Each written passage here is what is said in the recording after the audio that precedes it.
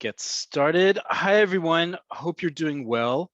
Welcome back to Cafe Oleh. We took a break for the holiday season. Now we're in the period in Israel known as Acharei HaChagim, after the holidays.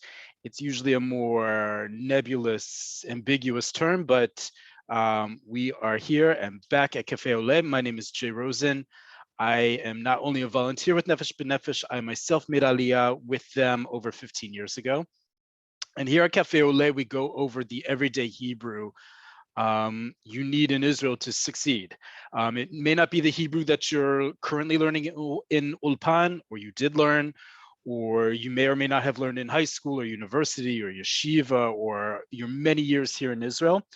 But these are the words that after myself being here for many years, being in the business full-time of cross-cultural communications and helping out Olim, I've determined that are important for us all to know, regardless of what level we're at, but also based on you. This is a user-focused platform. So any topics you have you'd like us to cover, please send them into Nefesh B'Nefesh.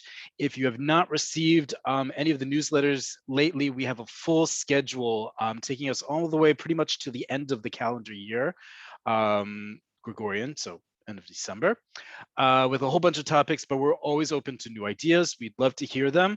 You can also get any of our previous webinars. Any of these previous lessons are on YouTube, on youtube.com, in Nefesh B'Nefesh's channel. All you have to do is go to youtube.com, type in Nefesh B'Nefesh, or even type in Cafe Oleh. You'll see all of our past sessions. This one itself will go up in the next day or so. And you can also automatically subscribe. So if you miss a week and you want to catch up, or you want to go back to previous lessons, go on to Nefesh B'Nefesh's channel on YouTube, click the subscribe button, and you'll get updates when the new ones come in. We're really excited to start off this week. Like I said, we have a calendar full of ideas for the rest of the year. You will need to individually sign up for each week. You'll get a reminder via email from Nefesh B'Nefesh. If not, please be in touch with them directly. Okay, that was a lot of administration and housekeeping. One more, if you are new to Cafe Oleh or you forgot over the holiday season, there's a lot of you on this call. There's only one of me. We had over 300 people sign up for this lesson. I can see more than 100 are already signed in, which is absolutely amazing. Thank you all so much for joining us. If you have questions and you're joining us live, if you have questions about what I'm going through as today's lesson, as I'm going through it, please write it in the Q&A section. You'll see in the menu bar in Zoom Q&A. Please write questions specific to this session only in Q&A. Anything else you have, suggestions for future lessons, you want to critique my Hebrew, you want to critique my English, whatever it is, anything that's not related to this lesson, please write it in the chat. There's a lot of you, and there's only me both teaching and moderating. So thank you in advance for adhering to that. Right, let's get started. Today we have a topic generated by you, requested by you, the participants, which is all about food, and specifically restaurants. We actually did a session, a special class for Cafe Oleh about ordering groceries online. If you haven't seen it, that is up on the YouTube channel. We did it ahead of the holiday season, but it's applicable all throughout the year, and we go through some of the major grocery shopping, online grocery shopping websites here in Israel and companies here in Israel. It's pretty straightforward, but that's not what we're going to do today. We're also going to steer away from ordering online. We're going to talk a little bit about it, but most of the apps, at least the big one, Wolt, here in Israel is very English friendly. Instead, we're going to do something different. We're going to go a deep dive into eating out. Now, many of you have already eaten out in Israel many times, but there's a lot still to understand. First off, what's being served? What are the words that are being used? How can you understand how the menu is split up without having, again, to surf and look at words as you're going? And I'm going to provide you with some more context into what you were ordering and how you're ordering, rather than being a human dictionary, right? The point is not for me to just feed you words about food. You can look those up on your own, but rather give you some context what we're talking about. So let me share my screen. As always, if you have, you're welcome to screenshot the words for today. You are welcome to old school pen and paper. And again, you'll get a recording of this on YouTube. So if you miss anything, you want to go back, you'll have full access to it on YouTube. So as always, Hebrew's in the middle. We're going to change it up a little bit this season. So Hebrew's going to be in the middle. Transliteration is on the right-hand side. English is on the left-hand side. I'm going to provide more than just going through this list, so please follow along. If you're just looking for a dictionary, great. You can put me on mute as it is, but I'm going to provide a little bit more detail on what we're going through. So first off, where are we eating in Israel, right? When it's not at home, where are we eating? Where are the different places that serve food in Israel? And that's important because there are some differences in it. The first one is the catch-all Misada. Misada is a restaurant. Okay, that is important. We talk a lot about pronunciation, and yes, there are many different accents and influences in modern Hebrew about how you pronounce things. But Misada is one of them that's important. Please, when you're learning Hebrew, don't confuse it with words that may sound familiar, or when they are transliterated, look like things for similar. So for example, Misada is not Metzada, and it's not Masada, it's Misada. Hebrew is all about what we call the shoresh or shoresh, depending on how you say the letter resh, which are those building block letters. They're usually 3 letters in a very specific row, in a specific order rather. And those specific letters, when put in a very specific way, create words, right? It's a very algebraic way about language. It's very logical.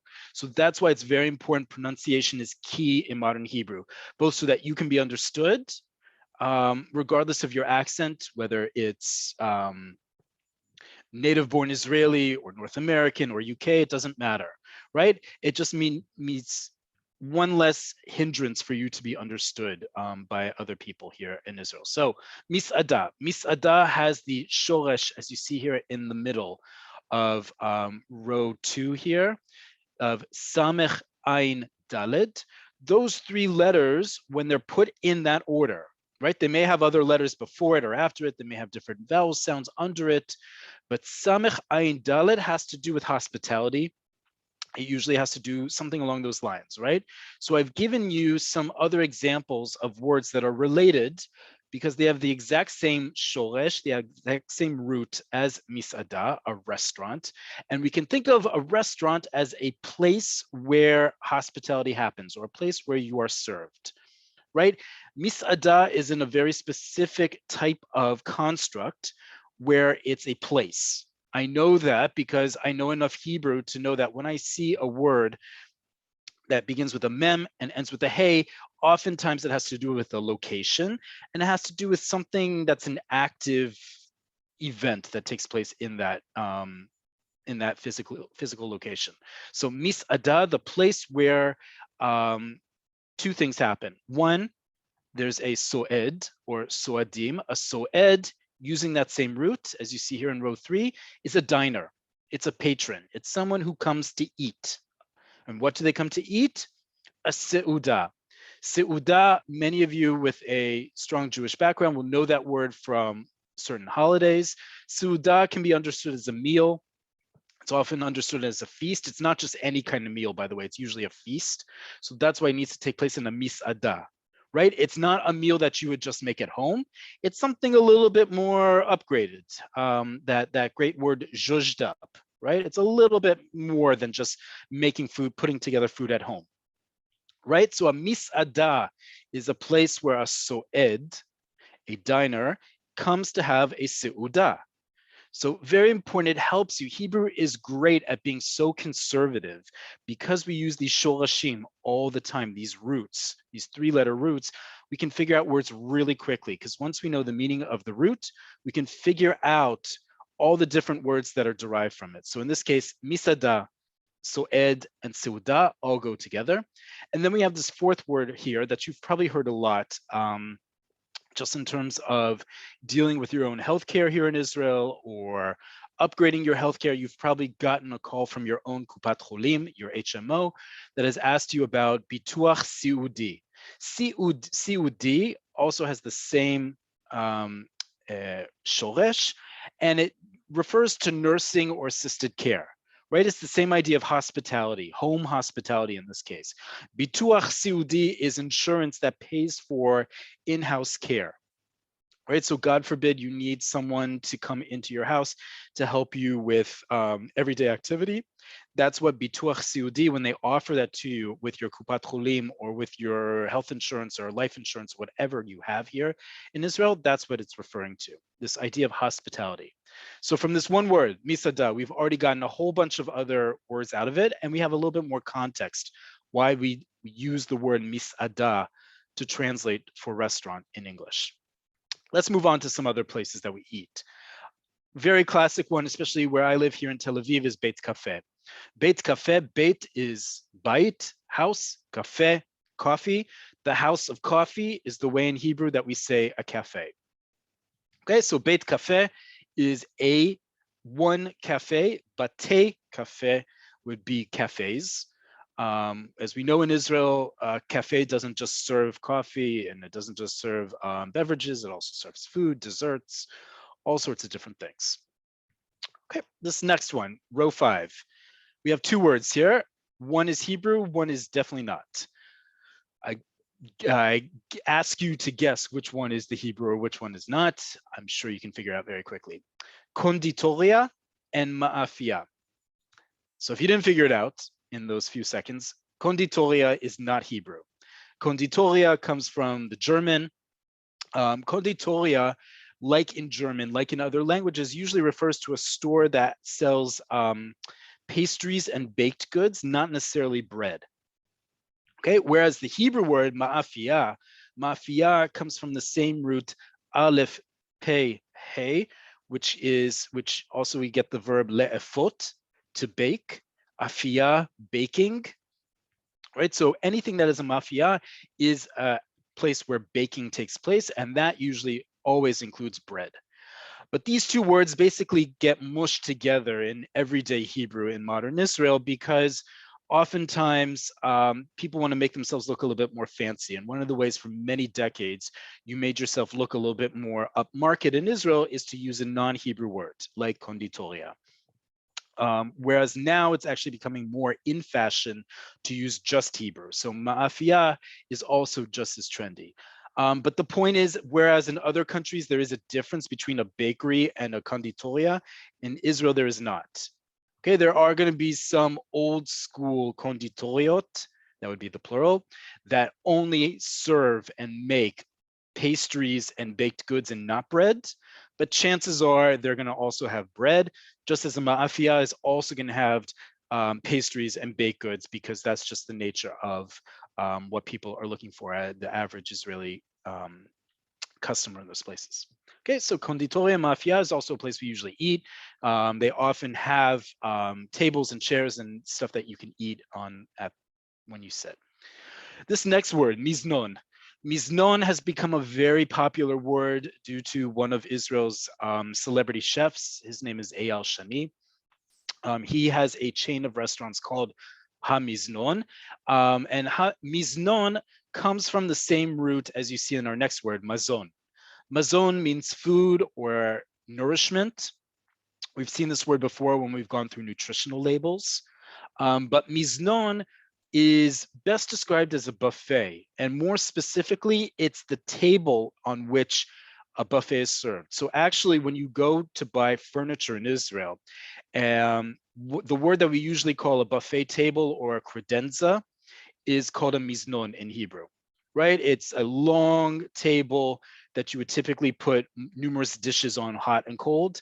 That's the idea of a miznon, right? It's, think of like a commissary, even a cafeteria. The idea is that it's a whole spread that's put out on a long table. And miznon is known as being this very casual restaurant, although that's Eyal Shani's style, is everything is casual with a lot of different bowls of different things you can top on your pita, because that's his thing that he serves at miznon, is all sorts of types of stuffed pita. That's the other word, misnon. You will find small restaurants that have a whole bunch of prepared things that they just put together on a table, also known as misnon. Okay, and the last one, some of you are probably also familiar with, whether you own a home here in Israel or you have spent time on a kibbutz, is a khadal ochel. Khadal ochel, like beit cafe, is a compound word.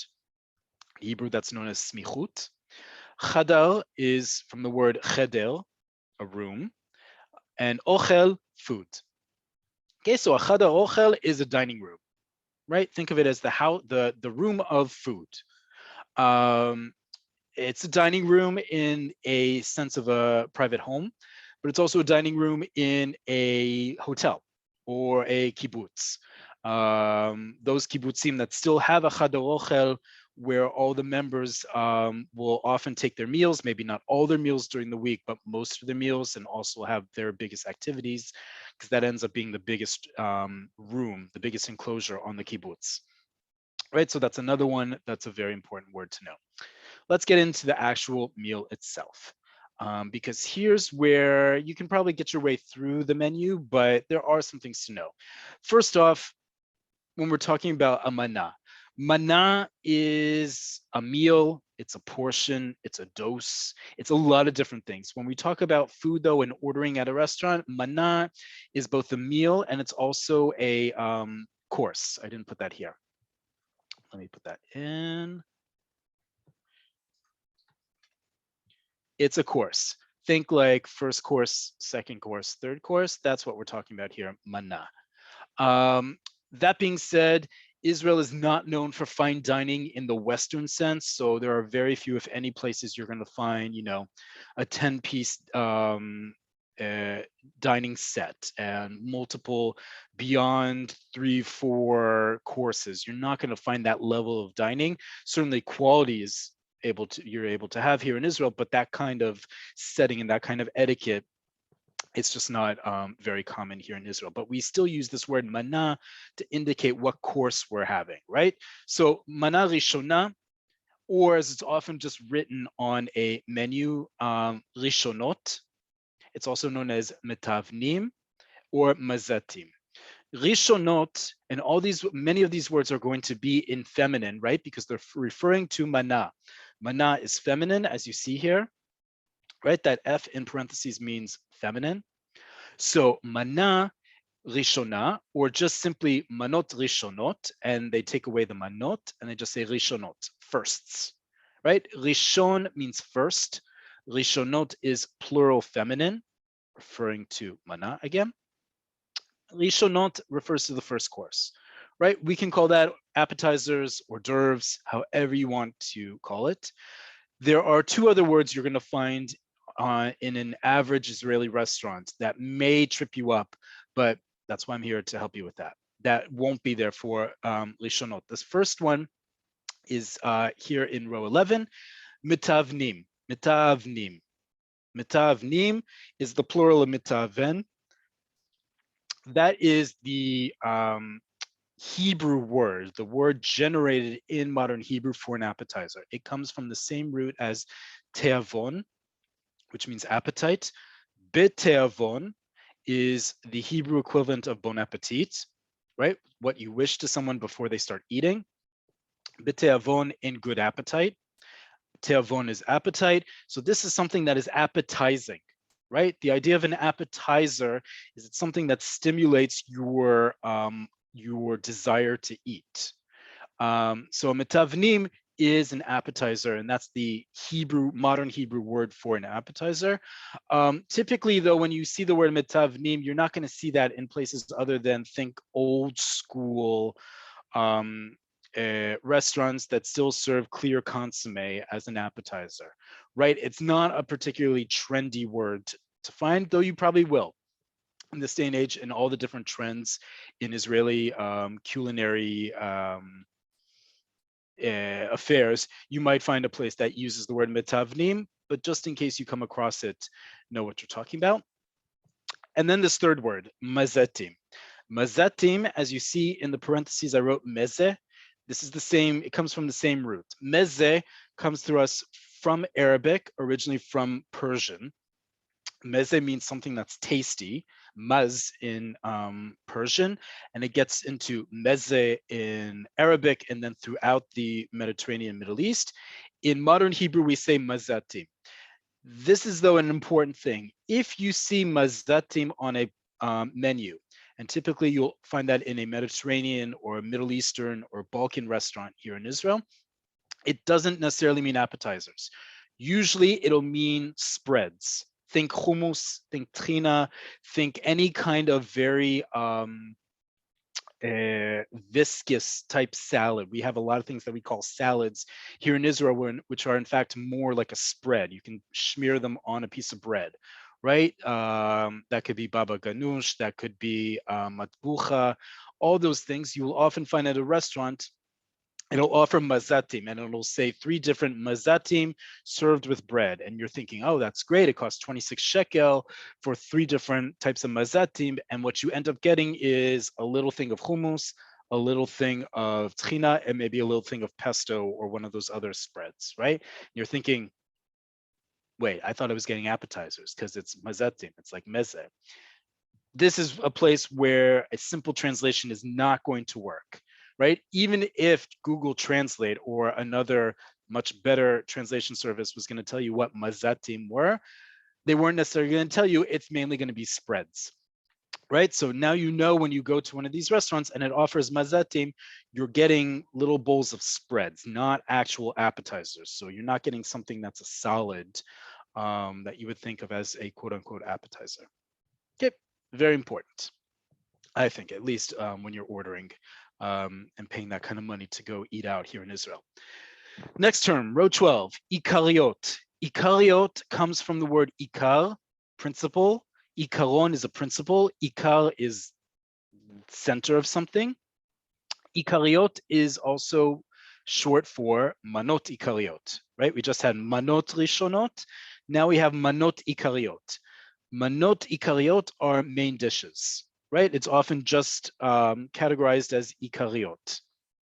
So if you're looking for the main dish, the entree, whatever you want to call it, that's what you're looking for here. That will be under this word Ikariot. Most of the time, that's the word that we use. Some places will be a little bit more, as the younger generation say, basic, and will say manot gdolot, big meal, big portion, or big, a big meal or a big portion of food. But manot ikariot is the proper way to say the main course or the main meal or the main portion, right? All sorts of different things will fall under this. This next word is very important if you are looking to save some money and eat well in Israel and you have a little bit of time, is the arucha iskit or arucha iskit, depending on how you say the letter resh. Arucha iskit, arucha is the word that for meal, right? We talked about seuda before, and we talked about mana. Now we have another word, arucha. Arucha is the word for a catch-all of a meal, right? A meal that we have at a certain time of day. So for example, how do we say breakfast in Hebrew? Aruchat boker, the meal of the morning, right? Aruchat tzohoraim.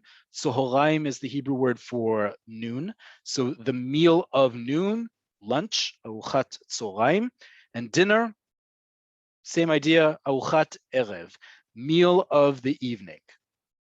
Okay, so aruchat boker, breakfast, aruchat tzohoraim, lunch, aruchat erev, dinner. You can look all those words up if you didn't catch them, but the point is just to illustrate, arucha is a meal. It's a sit-down meal. It doesn't have to be anything fancy. It certainly can be taken at home, right? It's not a seuda. It's not a whole feast, grand multi-course thing. It's just a meal of the day, whether it's very simple or much more elaborate. And we use the same word for an arucha iskit. Arucha iskit is a business meal, typically, just like we use elsewhere in the world, a business lunch, right? That's usually meaning if you come to a restaurant at a certain time of the day, for a certain price, you get a little extra for what you would pay, right? So instead of paying the full amount for a main dish, 2 sides, and a drink, you will pay for the main dish and 2 sides and get a drink for free. Or maybe it's some other perk. But the point is, arucha iskit is definitely a thing in Israel. It's often a good value to do, even if it's just covering the cost of a beverage. It's another good way to save some money and acclimate here in Israel, and it is something that's popular. Something I did not put on this list, and we're going to get to beverages in a second, is something that's very popular elsewhere in the world, and it's offered here in Israel. It's just not as popular with the locals, which is, as we say in a very fancy Hebrew, happy hour, right? Happy hour is something that definitely exists in the major cities in Israel, certainly here in Tel Aviv. I know it also exists in Jerusalem and Haifa. Many bars and even restaurants will have a happy hour. It's just that people either aren't out of work yet, or they often don't need that space to socialize, right? They have their families, they have their friends. They don't need that third space to meet new people in the same way as going to a bar later at night or going to a club. But many places will offer a happy hour, which is oftentimes a really good value. And as opposed to arucha iskit, very few people will take advantage of happy hour. So if you are the type of person who likes grabbing a drink after work, I would highly recommend looking into happy hour at your local bar or perhaps by your office. Arucha iskit is something very popular and very common throughout all of Israel. And finally, not all meals, aruchot, have to end with quinoa, but it's kind of nice when they do. Quinoa is the word that we use for dessert. You will see some restaurants try to say mana achona, the final or the last course, but usually we'll just say quinoa. Quinoa is the catch-all for dessert.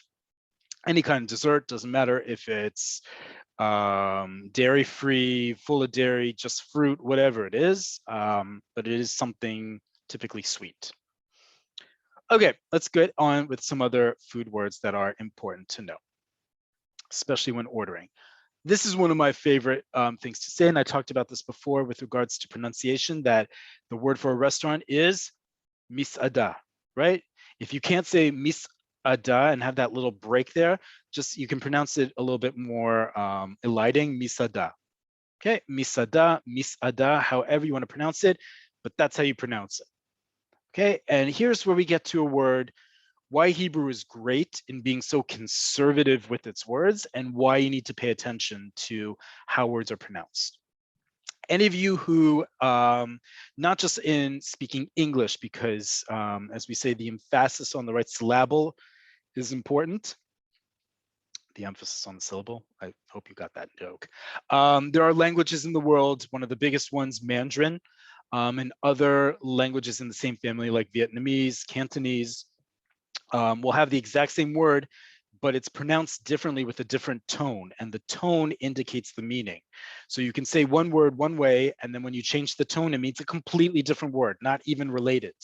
Hebrew is great in that the words are related, but tone is important, and the emphasis on the syllable is important. So here's 2 words, row 16, that I was very generous with you and put the nikud, the dots and bars that indicate vowel sounds. But in everyday Hebrew, you will not find those. So you'll come across this word and you need to know how to pronounce it. Is it ochel or ochel? Is the syllable, is the emphasis on the first syllable, ochel, right? Ochel, or is it on the second one, ochel, right? Ochel, ochel. Okay, 2 words. They have very similar meanings, but they don't. They come from the same shoresh, the same root, aleph, chaf, lamed, which always will mean something to do with food, edible food.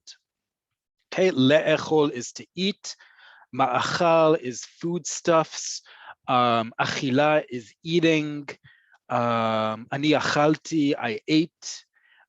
These are all food words. Achil, edible, right? But ochel versus ochel.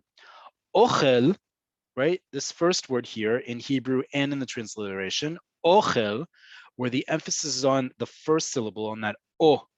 Ochel is food. Food as a noun. General noun meaning food, right? The second word is a verb. Ochel is the present tense of the verb le'echol, to eat. So, ani ochel, I identify as a man. Ani ochel, I am eating, or I eat.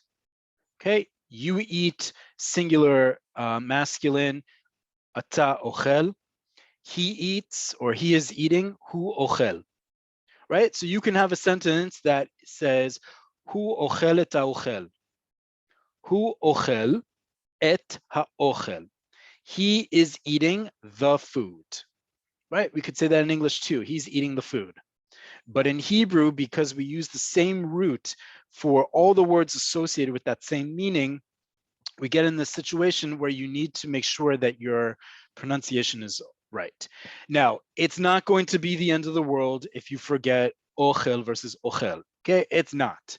What I'm trying to do, like I said at the beginning of this class, is to set you up for success, right? You don't want another person speaking in Hebrew to be focusing on your mistakes. You want them to be focusing on what you're saying. So I'm helping you get rid of one potential stumbling block that will otherwise, may confuse, if not distract, the person you're speaking to or trying to communicate with, right? So ochel, food, ochel, eats or eating, present tense, singular, masculine verb. Okay, very important distinction. Not the end of the world if you forget it, but please try to do it. I want you to speak as clearly as possible, even if you're not confident to speak fluently, even if you're not speaking fluently, you should at least have some of these as good party tricks up your sleeve. Next word, shtia. We talked about le'echol. Now we have and achila. Now we have shtia. Shtia is drinks or drinking, the act of drinking. It comes from the verb lishtot. Shin taf hey has to do with drinks and drinking things, any kind of drink, right? We're about to get into beverages in a second, but shtia is often something you'll see on a menu when it comes to drinks. Shtia is fine. It's an okay word. The next word, though, is a much better word to talk about drinks, which is the word for beverage. Beverage in Hebrew is a mashke, right, in rows 18 and 19, and beverages is mashkaot. In Hebrew, we're often taught that the ending of a word, if a word ends in im, yud, mem, it's typically masculine, whereas if it ends with ot, vav, taf, it's typically feminine. This is one of those exceptions. It has to do with grammar. I don't want to get into it. It's a little too complicated to explain in the time that we have left, but just know that mashke is a masculine word. It just happens in the plural to take the feminine ending, mashkaot. And I know it's it's masculine because anytime I see this on a menu, and you will see it all the time on a menu, you will see shtia as a general category of drinks or drinking. Excuse me, but when it's then going to specify what kind of drinks a restaurant serves, it's going to say, sometimes it'll say shtia kala, or shtia kara, or shtia chama. But if it's a little bit of a nicer restaurant, and I hope you treat yourselves well to a nicer place, it's going to say mashkaot chamim, mashkaot karim, mashkaot charifim. What are all those things? So mashke, like we said, is a beverage. Mashkaot are beverages. And so mashkaot chamim. Cham is hot, the adjective hot, H-O-T. So mashkaot chamim, hot beverages, coffee, tea, whatever else you have that is typically served hot. Mashkaot karim, the opposite, kar is cold. So cold beverages, think soda, think tonic water, whatever it may be, just regular water, juices, things like that. Mashkaot charifim, as you see here, alcoholic beverages. Charif, we're normally taught means spicy. And think of the what a mashke charif, what an alcohol beverage does to your mouth when you drink it, right? It has very similar feelings to eating something spicy. It's a little bit explosive in your mouth. It feels like a little bit of pain that turns into pleasure. Mashkaot charifim is how we say alcoholic beverages in proper Hebrew. You will see places that say shtia alkoholit or mashkaot alkoholim. I'm teaching you good Hebrew, right? Mashkaot charifim, alcoholic beverages. If you are looking for soft drinks, you will either see mashkaot kalim or shtia kala, easy drinks. Kal means easy or simple, right? But mashkaot charifim, alcoholic beverages. Now we do use the word in Hebrew alcohol, but when we're talking about alcoholic beverages, mashkaot charifim. So when you see that on the menu next, recognize that it's not talking about spicy beverages. It's not. It's talking about alcoholic beverages. Okay, mashke we talked about. Where does this term mashke come from? Because it doesn't sound like shtia, and you'd be right. It comes from the same root as lehashkot. Any of you who have gardens or a balcony, a mirpeset, and you have plants, in Israel, even in the winter, you need to lehashkot et ha'etzim every day, kol yom, right? Lehashkot is to water, like to water plants. So I find this interesting that the word that we use for beverage is actually related to the word for to water, right? So which makes sense in terms of to give liquid sustenance to plants, but it also gets a little bit more into a cultural phenomenon, which you've probably seen in Israel, which is that Israel doesn't have a very big drinking culture like other countries around the world. People certainly drink, but they don't drink in the quantity and with the same amount of pleasure and all of that let's say in Western Europe or North America or elsewhere in the world they do. So it's interesting to note that the word that we use in Hebrew for beverage comes from the same root as to water plants, right? To give them sustenance, but liquid sustenance, but we're really talking about water. I think that's very interesting. And then the last one, row 20, kerach. Kerach is ice. Remember, Israel is a much more Eurocentric country, despite its obsession with American culture, and despite the amount of American English you'll hear in Israel, this is a very, very Eurocentric country in terms of its style and aesthetics, which means when you go to a restaurant, the default is not to give you ice. Some places will change that even in the hottest of hot days. Oftentimes you need to ask for kerach. It is just not as common as, let's say, America, United States rather. Okay, so kerach, if that's an important thing for you when you're ordering out in Israel, whether you've forgotten that, whether you are just getting back to going out in restaurants, whether you have yet to make aliyah, kerach can be a thing for people. I know it is for me. I have my ice mold at home that I'm drinking with. Okay, and then last two things, and then I want to get to your questions. I see we have a bunch in the Q&A. This is the time to start formulating questions as we're getting close to the end of what I've prepared. And I want to answer all of your questions with regards to eating, takeout, things like that. First one, we've talked about this a lot. It's always worth going over, is how to politely ask a question in Hebrew. Efshar cheshbon, you've gotten to the end of your meal, whether it's just yourself, with someone else, with a whole bunch of you, and you're about to fight over who's going to pay the bill. You're going to ask the waiter or waitress, efshar cheshbon. There's another way to do it, which is the universal, and it's understood in Israel to do, any sort of iteration on that. Understood that you're asking for the bill, but if you get to say it, you can say slicha, efshar cheshbon. If you need to get their attention, you can say slicha, excuse me, and then you're just going to ask if efshar cheshbon. Important things here. Remember, I did not say efshar cheshbon bevakasha. You do not use the word bevakasha when you ask a question with the word efshar. We've talked about this many times. It's always worth to go over. This is a cultural thing as well as a linguistic thing. Linguistically, you do not need bivakasha. Efshar means is it possible or may I? Okay, it's already very polite. It's the correct way to ask a question. And it affords you to not have to think about conjugating. It's a very elegant thing. And because it's so elegant, it never uses bivakasha. Bivakasha means please. It can also mean you're welcome, but it is redundant, and it shows that you are not a native Hebrew speaker and that you're clearly from the West. Because in English, we would say, may I have the bill, please? Right? That's the way that we say something polite, is we add the word please. It's not that Israelis are impolite here when they use the word efshal. They're being incredibly polite, right? I don't want to hear any jokes about Israelis not being polite when it comes to using the word efshal. We can talk about that in other contexts. We're only talking about efshal cheshbon. Very polite way to ask for the bill. Okay, and anytime you ask for anything with the word efshal is polite. Therefore, it does not need bivakasha with it. Okay, so you can say slicha efshal cheshbon or just efshal cheshbon to get the bill and to get the attention of the person, to get your bill, but you do not add bivakasha. It's not an etiquette thing. It is a grammatical thing. Okay, it is not needed.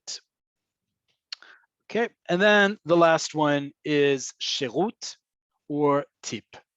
Tip is English for tip.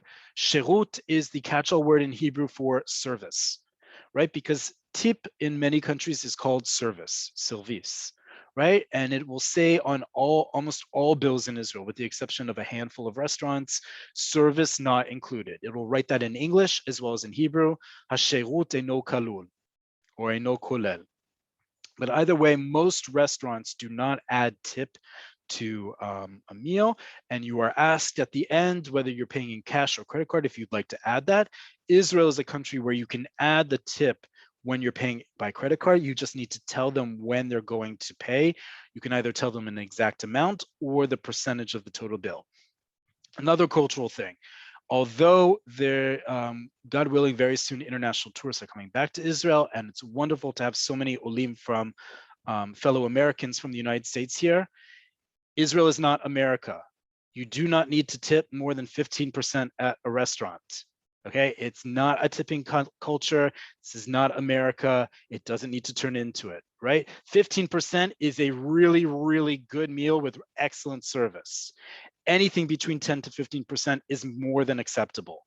Anything above 15%, unless you have spent 1,000 shekel on a meal and it was that exquisite of a meal, is not necessary. Okay, so I know that in America, the tipping culture has gone beyond 15%, closer to 20%. That is not the case in Israel. Anywhere between 10 to 15 is more than acceptable. My usual practice is 15% is a very, very good meal. Okay, I'm also not eating at the most expensive places all the time, but just keep that in mind. Restaurant, yes, you may tip.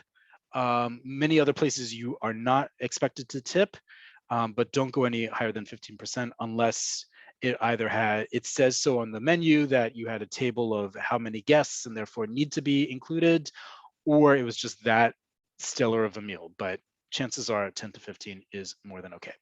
Okay, I see we have a bunch of questions. Let me stop here and start getting through them.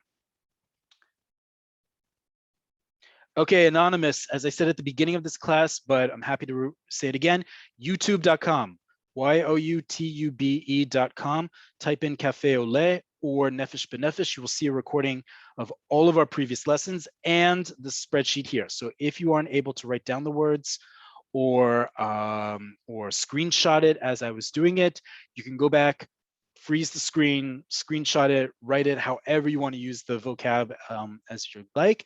You'll get a recording of this specific lesson in the next 1 to 2 days. All our previous ones are already up there. Great. Mrs. Shane or Mrs. Shine, however you pronounce your last name. When I'm invited to Shabbat meal, it is many, many courses. Are there special words for all these Shabbat courses? We usually just use the word mana. Mana, like I said, means a course or a portion. But typically, unless you are getting a full, 7, 10 spread, a course spread when you sit down, right? The table is set for 7 courses with all the different forks and knives in different places. We usually aren't that fancy in Israel. Israel has some vestiges of that European sense of culture, high culture, but typically you won't see it to such an extent. There are no special words for it. Some people will say mana, some people will even use the English kos. And usually for Shabbat, it will be salatim, dag, mana ikarit, quinoa, or something along those lines. But we don't really, other than the actual words for the food you're eating, we don't have any special words beyond that. Okay. Anonymous asks a great question. How do you ask to split the bill? Great question. So I'm going to write this down in the spreadsheet here in English and in transliteration. Split the bill. Let me actually make this a little bit bigger here, if I can. Let's see if I can here. There we go. Okay, let me just make this a little bit bigger so we can all see. Split the bill. Okay,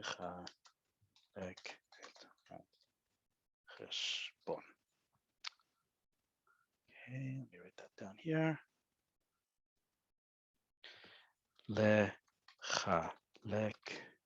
Sorry.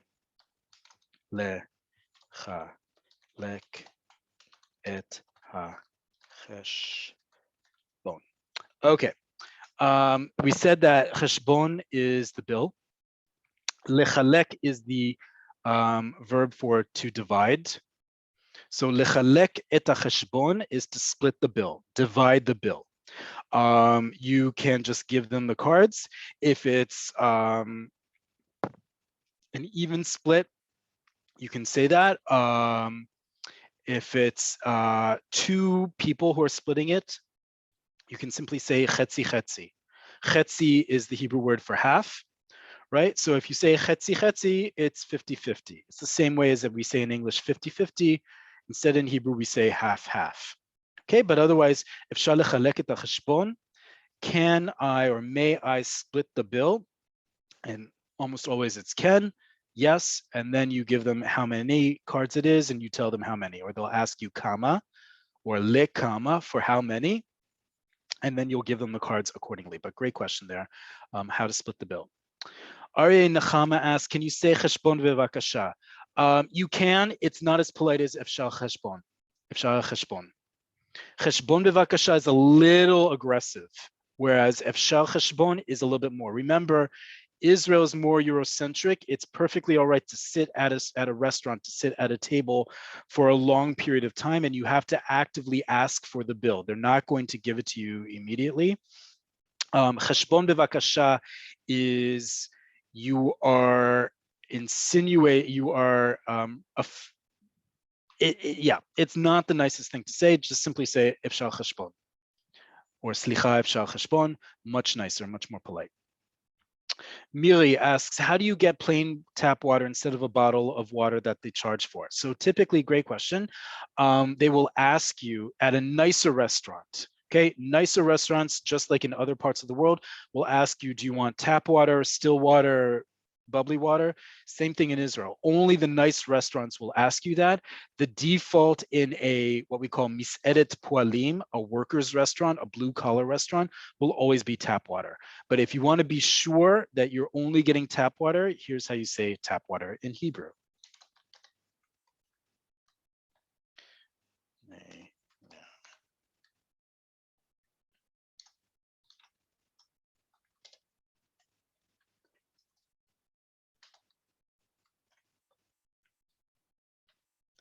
Sorry. There we go. Okay. Tap water is mei berez. Mei is the way that in compound words we use the word mayim, water. And berez is a sink, right? It's the sink in our kitchens and so forth. Mei berez. Mei berez simply means tap water. Okay, so if you want to be sure or you're asked, you can just say efshar maim. Usually when you say efshar maim and you're not in a very fancy, expensive restaurant, they're going to give you tap water. Don't assume that just because you ask for water, efshar maim, they're going to give you Perrier, let alone Neviot or Me'eden, right? But if you want to be sure, you can just say efshar meberez. You don't need to say it, frankly. Most restaurants will automatically give you tap water. But great question. Let's get through some other questions here. Anonymous asks, are servers paid minimum wage with restaurant owners assuming they get tips as in the US? Great question, Anonymous. The restaurant service in Israel certainly was hit very hard by Corona, and it had a lot of issues ahead of that, before that. There are some restaurants that allow their workers to collectively bargain with regards to wages. There are some that actively discourage it and have actually brought in gangbusters, literal gangbusters, to ensure that their workers do not organize when it comes to these things. There is a law about minimum wage, but just like with a lot of servers around the world, that doesn't necessarily mean that they're getting what they're paid, but that's also up to Israelis. Israel does not have a cadre of servers, of waiters, in the way that many other restaurant countries do. Right, there are certain countries in the world where you are a professional waiter, and that's what you do, and you go from one restaurant to another. Typically, in Israel, they're students or they're people in between jobs. They're not people who this is their career.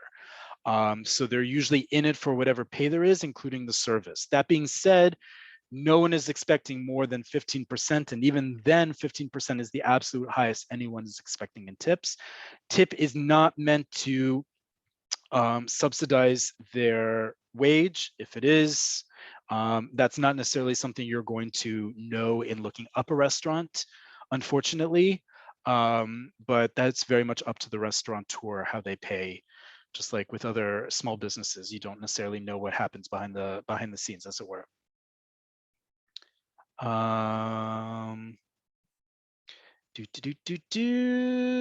Okay, Jeanette has a great point about the word mashken, lahashkot, to water.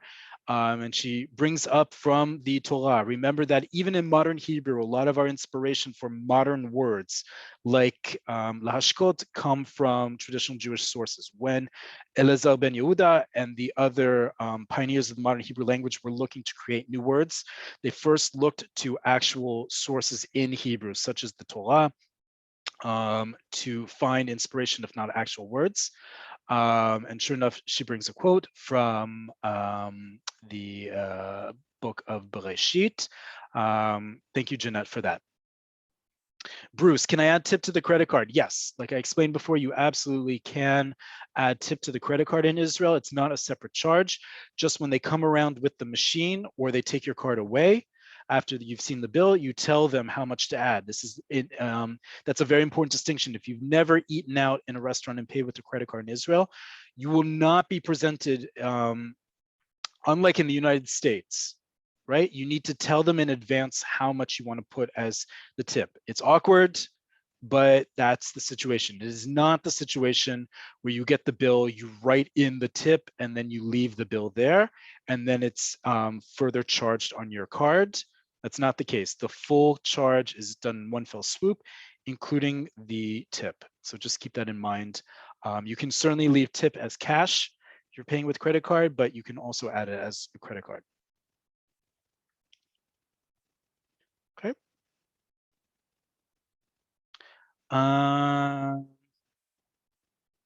Anonymous says, can you say efshar lekabel cheshbon?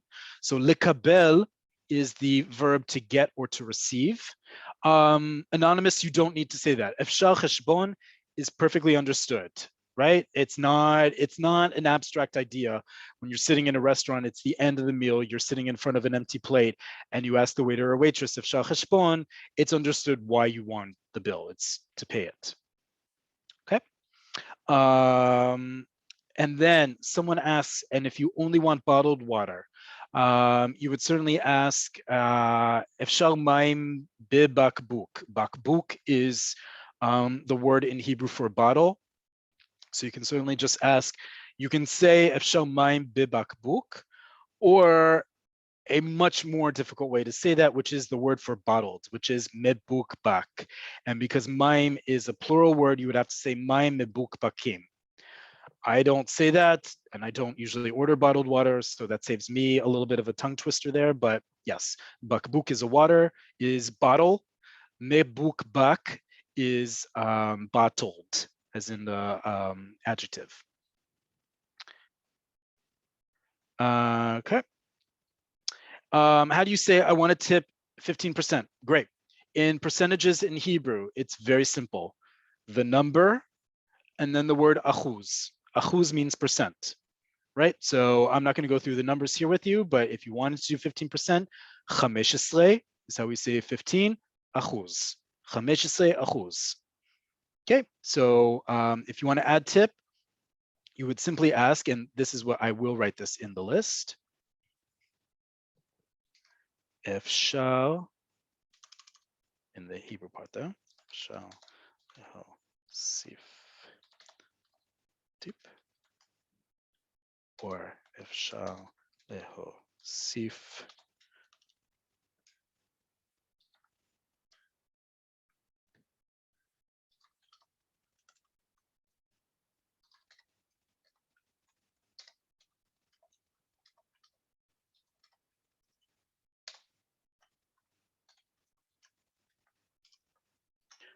okay.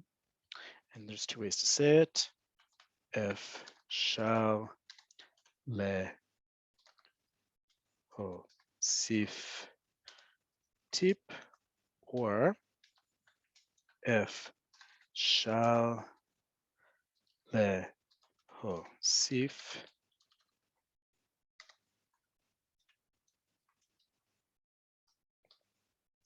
okay.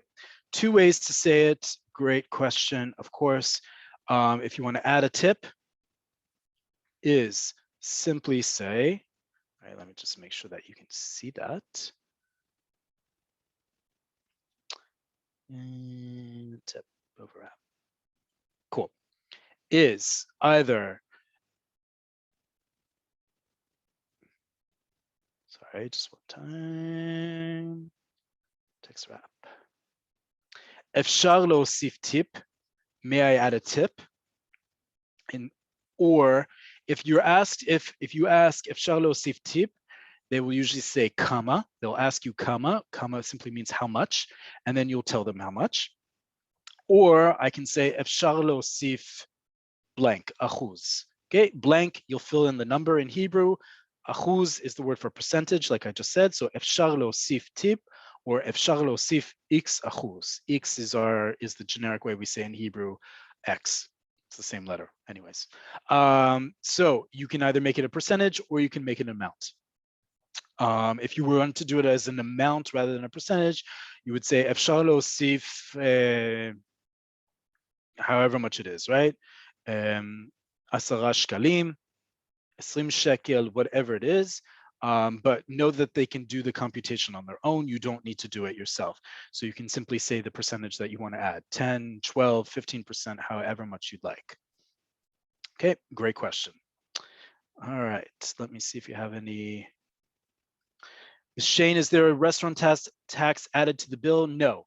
This in Israel, we have one tax. It's called ma'am. Ma'am stands for mas erech musaf, or value added tax, VAT. It is a flat tax of 17% that is on all things, and it will be on your bill. It will be separated, the amount before and after VAT is added.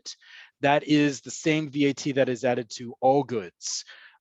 Clothing, groceries, hotel bills, restaurant bills, anything that you purchase in Israel that is that requires VAT will have that.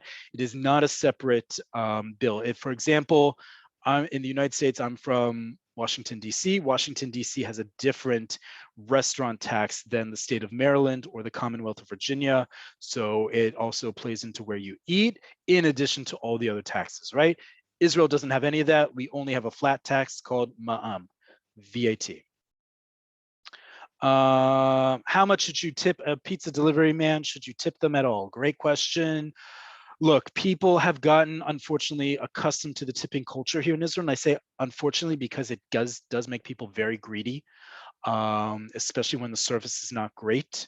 And it does get quite awkward when they're standing at the door and expecting a tip and you're not prepared to give one, right? It's awkward. If that's what your decision is, so be it. Again, tipping is up to each person. I would say for a delivery person, no more than 10%. If it's raining outside, you may want to do a little bit more, and it is the start of the rainy season. I have ordered a fair amount through the pandemic, depending on the ordering service, because I know how they pay, and it's covered a lot in the news because there are certain services that have quite a cartel, quite a monopoly on delivery services, depending on where you are in the country. I may tip more or less or not at all. The delivery services specifically will ask if you want a tip or not when you are charged. The ones that have their own delivery services, think the big ones, right? And even then they do it so that the delivery person doesn't see it until after they make the transaction. There are elegant ways to get around it. If you're really concerned about delivery tipping or not tipping, you can order through Wolt. There are many reasons why not to order through Wolt, but that's not the point of this. But the point is Wolt pays the delivery person within an hour of finishing the delivery. So there will never be an awkward situation in which they'll see the tip before they arrive and they won't ask you for it on the upon arrival because it has to be paid in credit card. So that's the easiest if you're concerned about that. Otherwise, general rule of thumb, I would spend no more than 10% as a tip for pizza delivery. Stephanie, do you tip on wine? I'm not sure what that means. If you mean a sommelier, you're already talking about a much nicer restaurant, in which case your tip should be higher regardless. And if you're talking about really nice restaurant where there is a sommelier and there aren't that many in Israel, that's something to take into consideration, but usually the tip will be split between the servers and the waits and the chefs in the back. Yvonne asks, can you say kankan mayim for tap water? Yes, but that does not mean tap water. Kankan mayim, kankan is a carafe. It's a large, it's a carafe. It doesn't necessarily mean it's gonna be full of tap water, right? You can have a kankan of maize soda or a kankan limonada. Kankan is just the vessel, right? A kankan is a carafe. It does not mean tap water. So if you want tap water in that, you have to say kankan shel mei berez or kankan im mei berez, either a carafe of tap water or a carafe with tap water, right? You have to specify. It's only the vessel that is a kankan. Okay, I see we're just over time right now. If you have any other questions for topics to cover, anything like that, please write to us at Nefesh B'Nefesh. Please sign up for next week's class if you want to, of course. And you'll also see the calendar for all our upcoming topics. But like I said, we're always open to new ideas, more ideas that we haven't already covered on our YouTube channel and here in our upcoming calendar. Toda rabah, thank you all so much for joining. And again, this lesson will be up on YouTube, on Nefesh B'Nefesh's YouTube in the next 1 to 2 days. Toda rabah. I will see you all hopefully soon, hopefully next week. Lihitraot. Take care.